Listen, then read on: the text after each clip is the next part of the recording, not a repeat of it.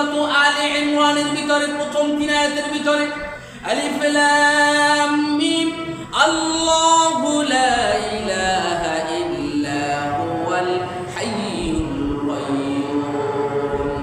আরেকটি রয়েছে সূরা তাহার ভিতরে 111 নম্বর আয়াত ওয়া আনাতিল ওয়াজুহু লিল হাইয়িল কাইয়্যুম ওয়া ক্বাদ খাবা মান হামালা যুলমা।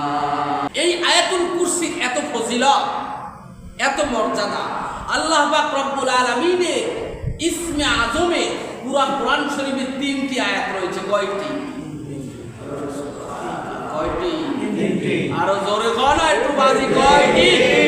3টি আয়াত রয়েছে। আল্লাহ তাআলার ইসমে আজমের 3টি আয়াত পুরা কোরআনুল কারীমের ভিতরে রয়েছে। তার ভিতরে একটি আয়াত হলো আয়াতুল কুরসি। কি আয়াতুল কুরসি? আল্লাহু লা ইলাহা ইল্লা হুয়াল হাইয়ুল কাইয়্যুম। হাইয়ুল কাইয়্যুম।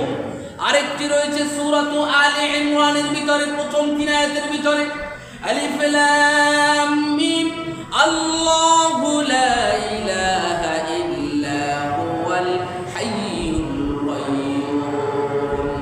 আরেকটি রয়েছে সূরা তাহার ভিতরে 111 নম্বর আয়াত ওয়া আনাতিল